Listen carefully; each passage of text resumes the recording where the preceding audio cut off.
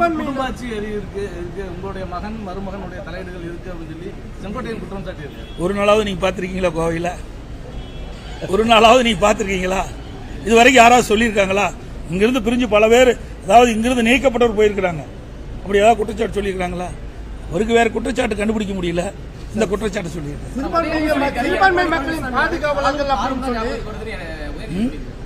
எடப்பாடி பழனிசாமினாலே காலும் காரும் தான் ஞாபகத்துக்கு வருதுன்னு சொல்லி ஒரு விமர்சனம் பண்ணியிருக்காரு. உதயநிதி ஸ்டாலின் எடப்பாடி பழனிசாமினாலே காரும் காலும் தான் ஞாபகத்துக்கு வருது அப்படின்னு எனக்கு அது புரியலையே. அதாங்க வேணுமென்றே திட்டமிட்டு இப்படி செய்தி சொல்றது, வேற எந்த செய்தியும் கிடைக்கல. ஒரு அரசியல்வாதி முறையா அரசியல் சம்பந்தப்பட்ட பேசினா பரவாயில்ல, அதை விட்டுட்டு சம்மதமில்லாத பேசுறதுலாம் சிறுபிள்ளைத்தனம். நல்லா புரியுதுங்களா? ஒரு முதிர்ந்த அரசியல்வாதி மக்களுடைய பிரச்சனை என்ன இருக்குன்னு தான் பார்க்கணும். அதைத்தான் நாங்க பார்த்துட்டு இருக்கோம். அதிமுக அதைத்தான் பார்க்குது. இப்ப கூட என்ன திராவிட முன்னேற்ற கழக தலைவரும் சரி, உதயநிதி ஸ்டாலின் சொல்றாங்க, எங்க ஆட்சி மீது ஏதாவது குறை சொல்ல முடிஞ்சுதா? சொல்லுங்க பார்க்கலாம். இதுவரைக்கும் பல பேட்டியில கொடுத்திருக்கிறாங்க. அதிமுக ஆட்சியில் இன்ன குறைன்னு சொல்றாங்களா? சொல்லவே முடியாது. பாரதிய ஜனதாவோட எடப்பாடி பழனிசாமி கூட்டு வைத்து விட்டார்.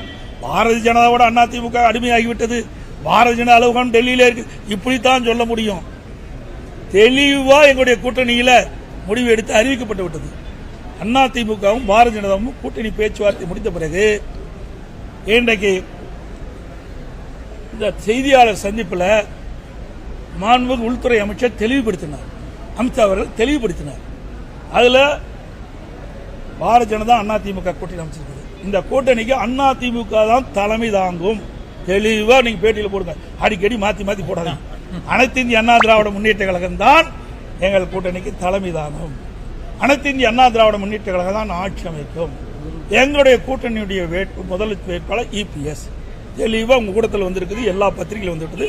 ஆனா வேண்டுமென்றே திட்டமிட்டு ஏதாவது ஒரு காரணத்தை காட்டி தவறான செய்தி வெளியிட்டிருக்கிறீங்க. இது சரியல்ல. அதிமுக தான் ஆட்சி அமைக்கிட்டாங்க. அப்புறம் ஏன் ஸ்டாலின் போய் பாரதிய ஜனதாவை குறை சொல்லிட்டு இருக்காங்க?